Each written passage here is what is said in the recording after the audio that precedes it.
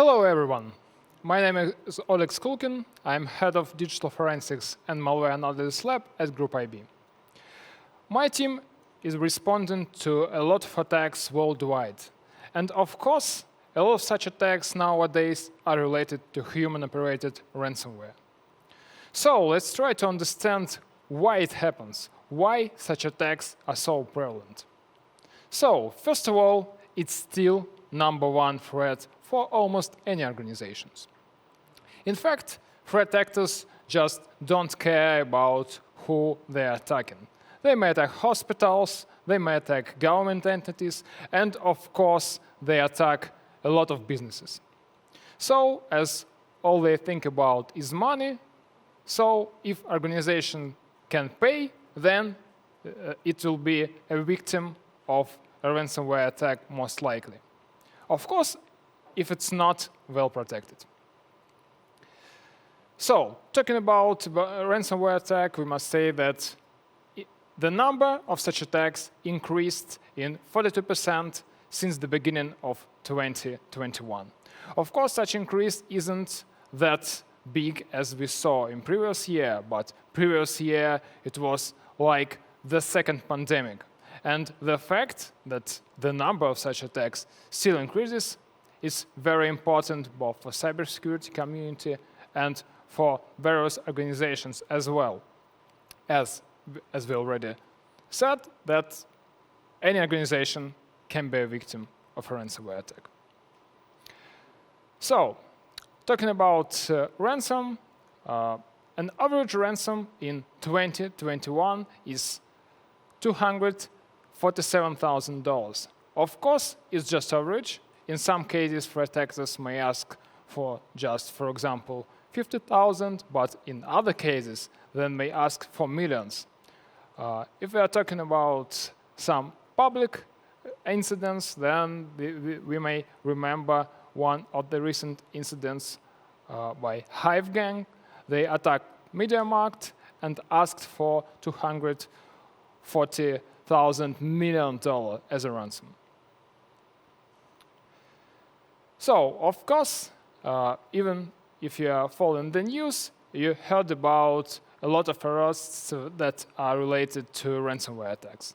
For example, some affiliates of Egregor, R-Evil, and other ransomware as a service program affiliates were arrested, and as some threat actors performed very outstanding attacks, for example, DarkSide attacked Colonial Pipeline, and after that they decided to quit the game. But is it real or not? Let's try to find out. So, of course, it's not. First of all, many ransomware affiliates, they just jump from one ransomware as a service program to another, and ransomware as a service program, they can just rebrand, and that's what they're seeing.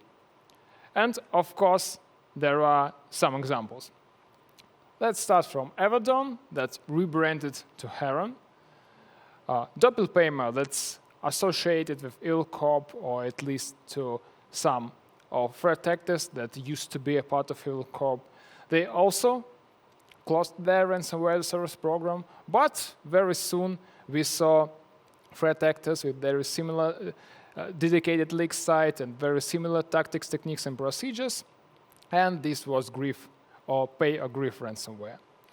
And of course, DarkSide, who attacked Colonial Pipeline, they rebranded as well, and we saw another piece of ransomware called Black Matter.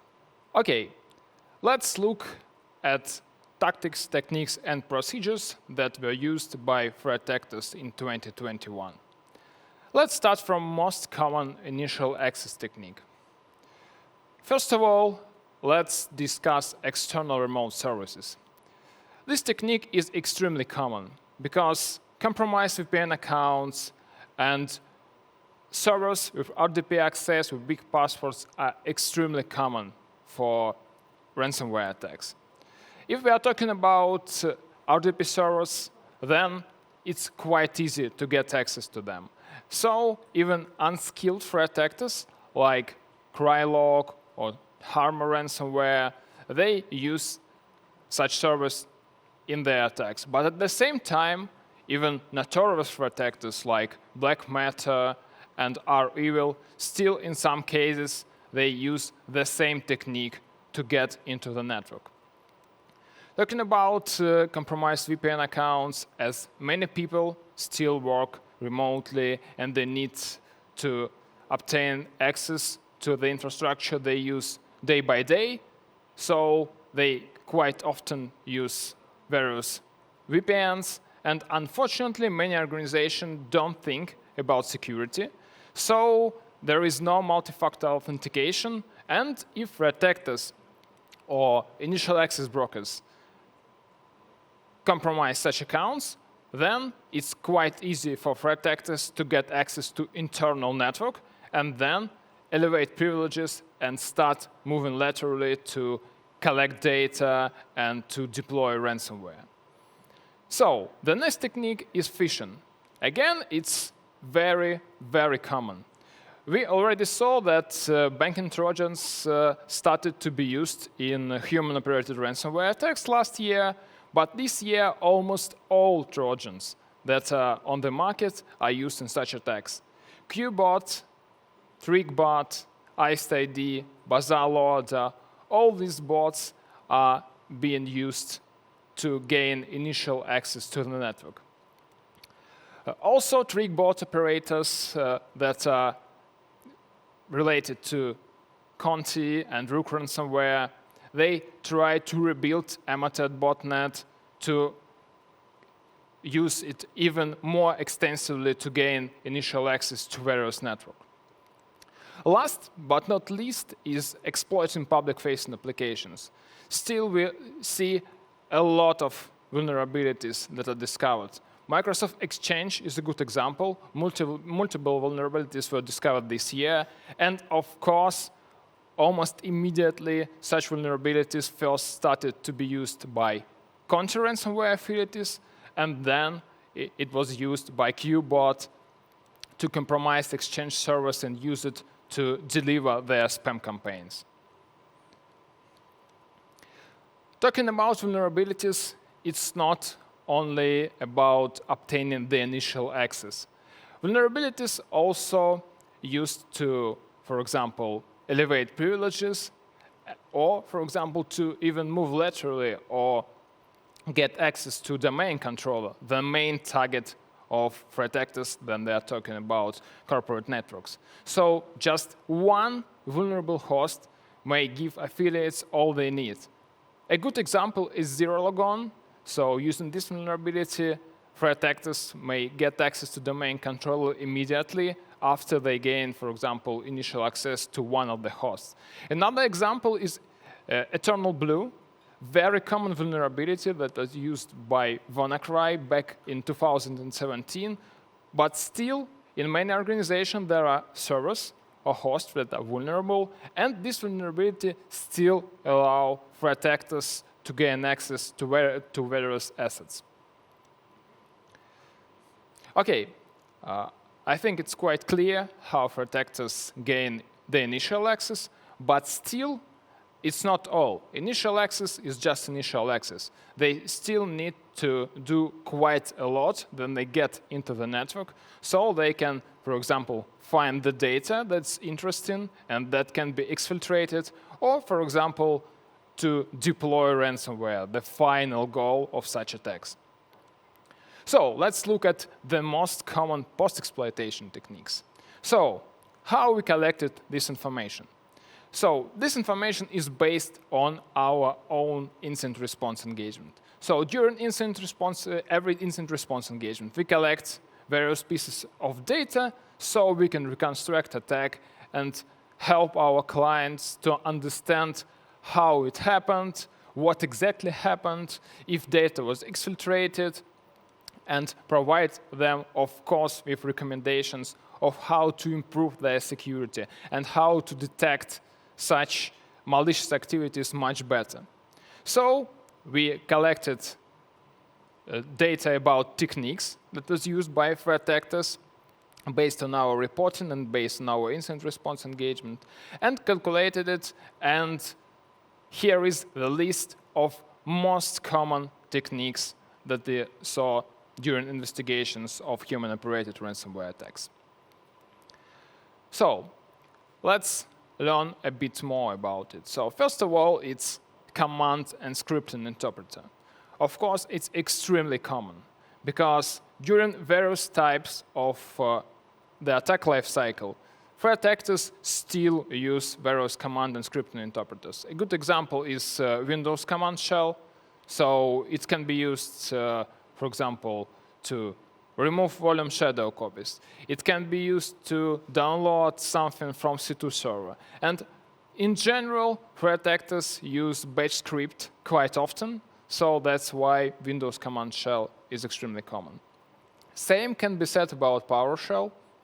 In some cases, this is used even by the tools that's leveraged by threat actors. For example, one of the most common tools they use, that is Cobalt Strike. You can leverage PowerShell using this framework very easily. Next thing, Visual Basic. Again, we already discussed that phishing is still prevalent. Many threat actors use various bots to deliver the payload, and that's why if we are talking about malicious documents that are commonly used to deliver such bots, then of course Visual Basic is leveraged. JavaScript is also quite popular, of course not as popular as previous three, but still some threat actors use it in some campaigns. For example, Wizard Spider, who is behind Bazaar Loader and Rook ransomware. In some cases, they used archives with JS files that used to download and execute Bazaar Loader. So we are seeing JavaScript is being abused by threat actors more and more often. Because unlike PowerShell or Visual Basic or Windows command shell, it's less common, so it most likely won't be detected that easily by security controls that may be implemented into this or that network. So next thing, remote services is again very, very common. We've seen during investigation of all ransomware-related attacks that they have. So yes, we already discussed remote services when we were talking about initial access, and yes, it's still common. Threat actors can use compromised accounts and just perform brute force attack to gain initial access to the network using remote services, especially RDP. But at the same time, the same technique is very, very often used inside the network. Because threat actors, they need to move laterally. It's one of the main goals that they solve during their attacks. So a very common thing is RDP. Threat actors love RDP. So as you can see on the slide, threat actors even enable it if it's disabled, because in many networks, it's not enabled by default on many servers and many hosts, but still, threat actors have quite a lot of scripts, quite a lot of batch files that enables them to use, for example, PSExec to execute them remotely and to enable it. Next thing is SMB, as this protocol is also very commonly used because even PSExec and various techniques that can be leveraged by threat actors as part of post-exploitation frameworks like Cobalt Strike, Metasploit, PowerShell Empire, and all that, it's used. So that's why we see it very, very often as well. OK, as we already discussed, for threat actors, it's not important to compromise just one host or just one server. They need to discover how many hosts are available in the network because they want to deploy ransomware as wide as possible and to get as much money as possible. So that's why they usually want to discover remote systems. A very common technique that is used by them is just network scanning. A very common tool is SoftPerfect Network Scanner. If you are into incident response engagement and you responded to a human-operated ransomware attack, most likely you saw netscan.exe. In most cases, this executable is just SoftPerfect Network Scanner. And it's used both by very sophisticated threat actors that usually target quite big organizations, and even threat actors who target small companies and don't have quite good skills, but still want to earn money this way.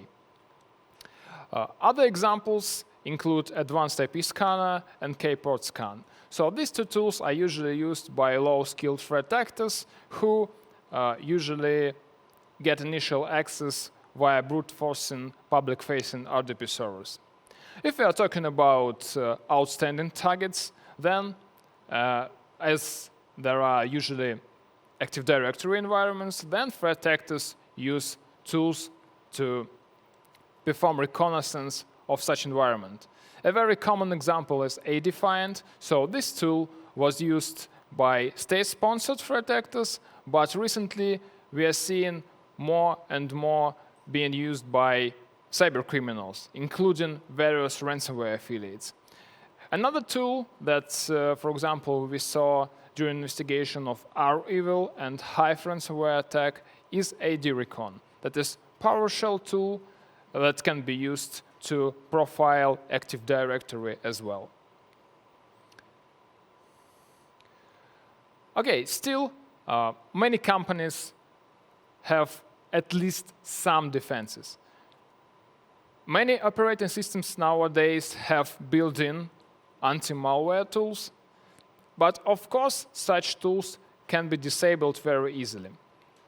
If we are talking about big networks, there can be even more sophisticated tools like EDRs and advanced sandboxes and all that, but as threat actors get quite a lot of money as the result of the attack, they still can allow them to get very good pen testers to be engaged in their cyber attacks. And so they find new and new ways on how to disable various security controls, how to remove logs, etc. So if your organization doesn't monitor your infrastructure, then you potentially a victim of ransomware attack, because in some cases such attacks are very silent, so it's quite hard to detect it properly if you are not looking. And what's more, taking into consideration the fact that threat actors are using very common and built-in tools, and potentially the only malicious thing that you'll see is just ransomware itself, and then threat actors deploy ransomware. Everything is already disabled, so your defenses are disabled, your data is exfiltrated, and backups are deleted, of course. OS credential dumping, it's very noisy, but still extremely popular. As you can see, Mimikatz is still used very often because, for example, if threat actors get access to a server and they are able to get escalated privileges, they can easily disable security controls, as we already discussed. And as the host is unprotected, then it's quite easy to run anything you want. In many cases, we saw that threat actors disabled security controls and then used just built-in web browser to get to the GitHub and download Mimikatz from it and execute and obtain even more credentials. In some cases, threat actors use various modifications. For example, it can be invoke Mimikatz if you're talking about PowerShell, and as we already discussed, it's quite common technique. Also, we saw Pipikatz, that is Python version of Mimikatz. In some cases, we also saw Lazan, and this tool allows threat actors not only to dump credentials out of memory, but also extract credentials from various storages like web browsers or mail clients and some others. Of course, such approach is very, very easily detectable. Even if you don't have good security controls, I think even built-in antivirus software should detect Mimikatz. So threat actors try to find new ways to dump credentials. This includes leveraging legit tools like protsdump, or even leverage some built-in tools that allows credential dumping. So they can, for example, dump all SAS.exe process and then exfiltrate it to C2 and then use tools like Mimikatz to extract credentials on their side, not on the victim side. Of course, the main idea behind ransomware attack is to encrypt data and receive ransom. So in almost all attacks we investigated, we saw that the data was encrypted by threat actors. Of course, it's not all incidents, and you may ask why. Because in some cases, we engaged before the ransomware was deployed, and so we helped our clients to mitigate it. So there were no ransomware in the network.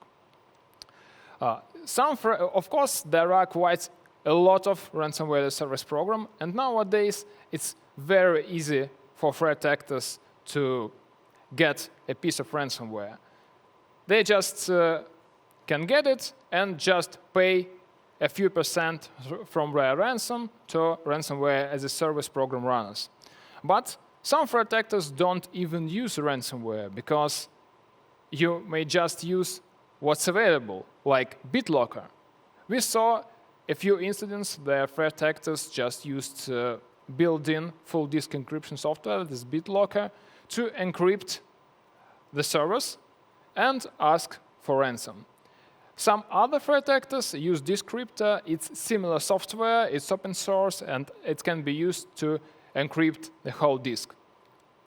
Also, some threat actors just exfiltrated data, wiped all data from the servers, and put exfiltrated data into VeraCrypt containers and asked for ransom so they can provide key for decryption to their victim. So as you can see, it's not only about ransomware. In some cases, threat actors may use alternative approaches, but still achieve their goals. Okay, as many organizations have backups and any Windows operating system have built-in backing up capability, then threat actors should inhibit system recovery so their victims can't recover using this and have to pay ransom to the threat actors. So on the slide you can see a few examples of how threat actors remove volume shadow copies, this built-in mechanism. So of course it's usually built in a ransomware executable itself. But in some cases, threat actors still use third-party tools. For example, they may have some batch scripts in their arsenals, and so they first deploy such scripts, so everything that's related to built-in backup capabilities or just backups that organizations possess, and then they deploy ransomware itself. Of course, encryption of data is not the only goal that threat actors have, because in some cases, organizations have quite good backups. And even if threat actors managed to deploy ransomware successfully, it wasn't blocked by security controls, and everything is encrypted, organizations still may have backups somewhere, and they can use these backups to restore the infrastructure, and so they won't pay to the threat actors. So they have other techniques in their arsenal. For example, they exfiltrate data prior to ransomware deployment.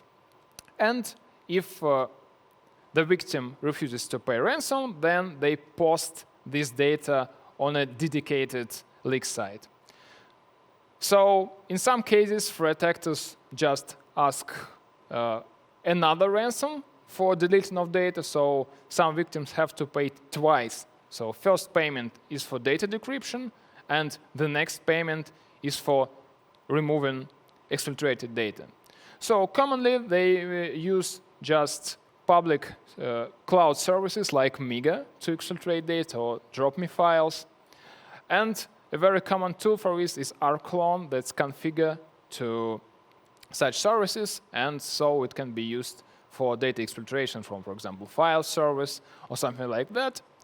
And of course, they can just set up separate FTP servers for data exfiltration and use some PowerShell scripts, for example, to do it. But in many cases, as affiliates may not be very skilled, so ransomware service program runners, they try to help them. And they create even more tools. So traditionally, it was just a piece of ransomware that was used by the affiliates. But nowadays, they get even more help. So they may get not only ransomware for various systems, not only Windows, by the way, but also special tools that can be used for automatic data exfiltration. For example, Rook ransomware affiliates provided their partners with CEDAR, then Black Matter ransomware provided their partners with XMatter, and of course, Logbit ransomware provided their partners with Steelbit. All these tools allow the ransomware affiliates to exfiltrate data fast and efficient. All they need is to just execute a file on the host from which they want to exfiltrate data, and then based on built-in extension list, the data will be exfiltrated automatically. So, as threat actors don't want to be detected, they try to use signed binary for proxy execution. Two most common examples are RunDLL32 and RegSVR32. So this technique is very, very commonly used. So if we are talking, for example, about various bots like QBot or TrickBot, then usually threat actors use weaponized documents that will deliver DLL files that may not have DLL extension, by the way, and then they leverage RunDLL or RegSVR to execute it. The same can be said about, for example, Cobalt Strike beacons that are very, very popular as well. So many threat actors use RunDLL to execute such payloads as well. Okay, last but not least is system services. So system services traditionally been used for persistence, but if we are talking about current threat landscape and about human-operated ransomware attacks, then in most cases, creating a new service uses to remote execution or local execution. Of course, it can be used also for privilege escalation, but in most cases, the focus is on execution. Threat actors use PSExec, SMBExec, Cobalt Strike, Metasploit, PowerShell Empire, and other tools that heavily leverage on SMB and on creating new services. So if we are talking about an incident there, for example, threat actors used PSExec or Cobalt Strike, then most likely you found some artifacts that are related to new service creation. So the same was done to most common post-exploitation tools. So we created top 10 of post-exploitation techniques, and here you can see a list of most common post-exploitation tools. So I already mentioned that Soft's Perfect Network Scanner is extremely common, as well as Cobalt Strike. So in many incident response engagements that are related to ransomware attacks, you'll see it. The same can be said about tools like PSExec or rclone. rclone is used for data exfiltration, then PSExec is used for remote execution. And as you know, remote execution capabilities is quite important for the threat actors because they want to get access to almost everywhere in the network so they can find valuable data or they can deploy ransomware. Also, some tools like IOBit Unlocker are used also quite commonly because, for example, threat actors want to encrypt database servers or backup servers, and they don't want any process to be locking files, and they want to encrypt, so they use such tools. If we are talking, for example, about Proxy Hacker, then this is one of the tools that is used by defenders as well, for example, to monitor processes and to understand things about their network connections and all that. But at the same time, the same tools can be leveraged by threat actors as well. And if we're talking about process hacker, then this tool is very commonly used to disable antivirus software, for example. Okay, let's move forward and talk a bit more about data exfiltration. So, based on our statistics gathered from incident response engagements, we saw that in 61% of cases, ransomware affiliates post exfiltrated data on a dedicated leak site if the victim refused to pay, of course. Usually they say that they exfiltrated some sensitive data, but of course it's not always the case, because they may think that the data is sensitive, but in fact, in some cases, data may be not sensitive at all. Another important thing about it, yes, threat actors exfiltrate data, and they post data that they exfiltrate, but as we can see that it's just 61%. So what's mean? It means that they don't exfiltrate data all the time. For example, they can say to the victim that, yes, we get to your servers, we collected data, we exfiltrated it, and if you don't pay, we'll post it on our dedicated leak site. But at the same time, it may be not true, because they used to say it and they used to post a lot of data, and many victims believed them immediately. But at the same time, we saw a lot of incidents where threat actors just didn't exfiltrate anything and just told the victim that they did it. So, as already been mentioned, Linux isn't a safe harbor anymore. So in 29% of attacks, affiliates used Linux ransomware variants as well. It's very common nowadays, and many ransomware service runners try to create even more variants of their ransomware so their affiliates can encrypt any device they plan to encrypt. So why it happens? Because many big organizations have quite a lot of various servers, and such servers may be running Linux, for example, and its variations, and it may contain the key data that's very important. And of course, threat actors can exfiltrate data, but they may not be able to encrypt it. So that was the reason why threat actors shifted also from Windows to Linux side. Okay, let's talk about the future and discuss some predictions.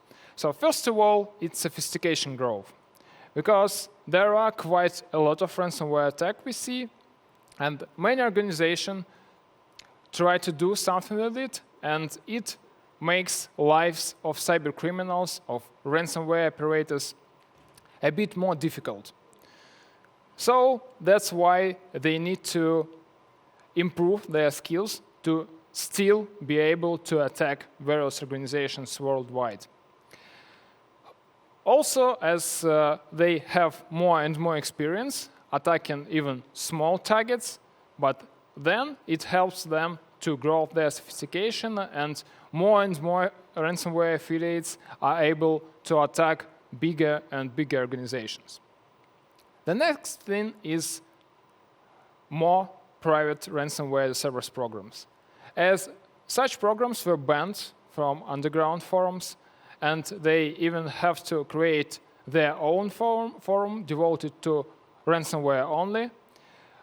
Some threat actors have difficulties with finding new affiliates, but at the same time, they may still leverage, for example, legit organizations to hire pen testers and then try to convince them to be a part of cyber criminal gangs.